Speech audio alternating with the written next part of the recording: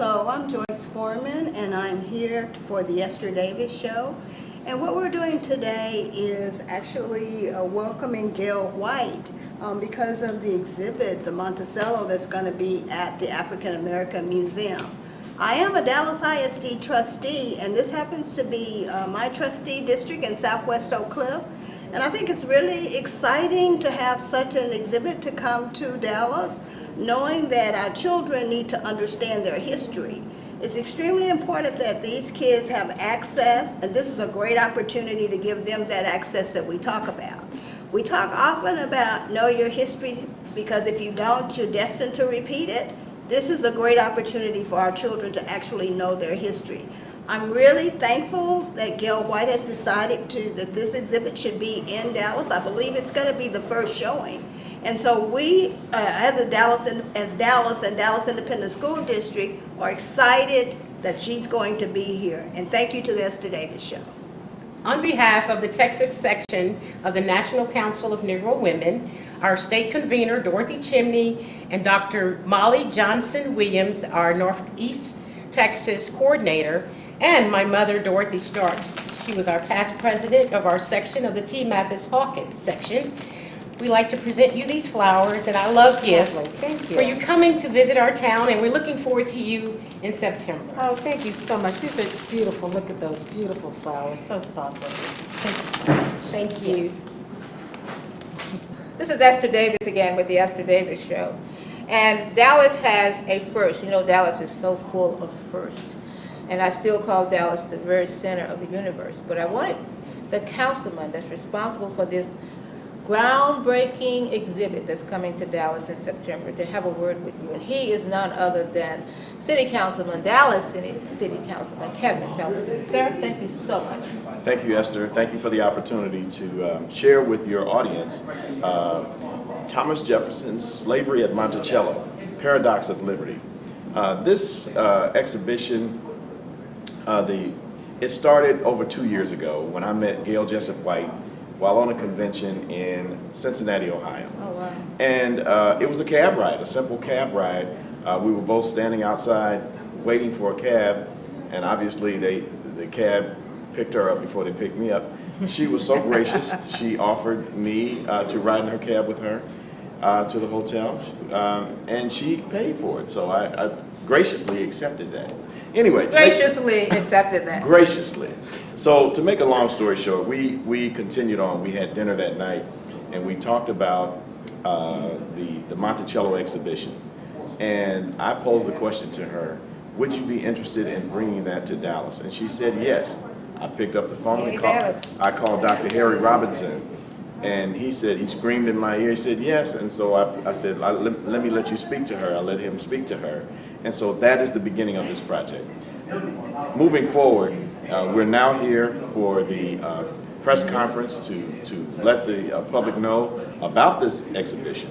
And I'm so excited. Gail is excited, and we're trying to build the excitement for the community. This is very important for the city of Dallas. This is very important for America, to tell the story from the perspective of the slave.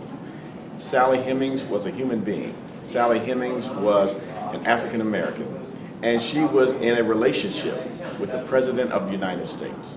And so Gail happens to be a descendant of that relationship.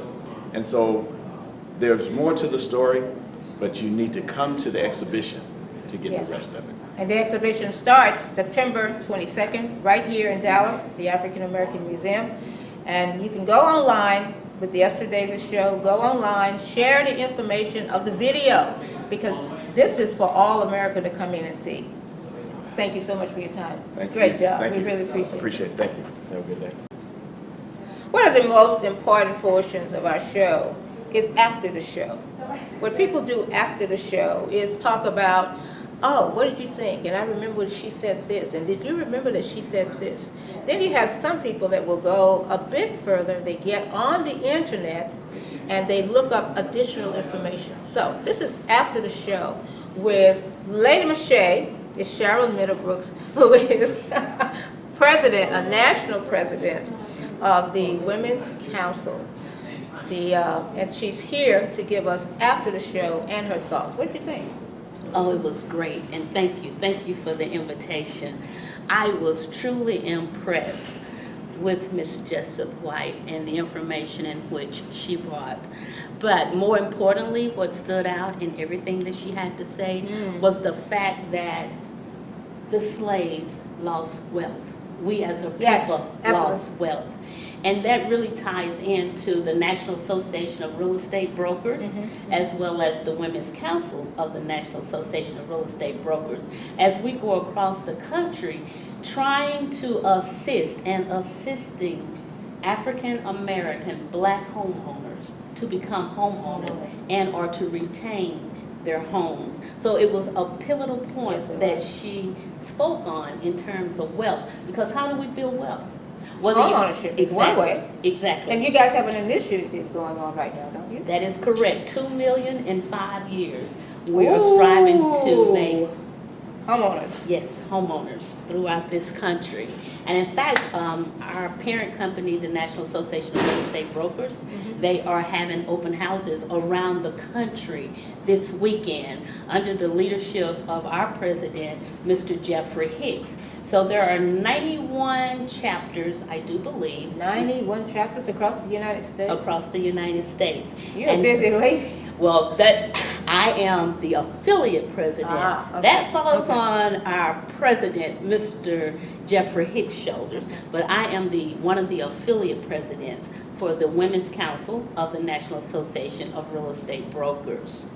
What a fine way to end this session of slavery at Monticello. We want you to come see the exhibit. We're going to leave you with that one point, but the second point is building wealth in the African American community. Lady Michelle, Madam Sharon Middlebrooks, I thank you for your time. Thank you. We'll see you next time.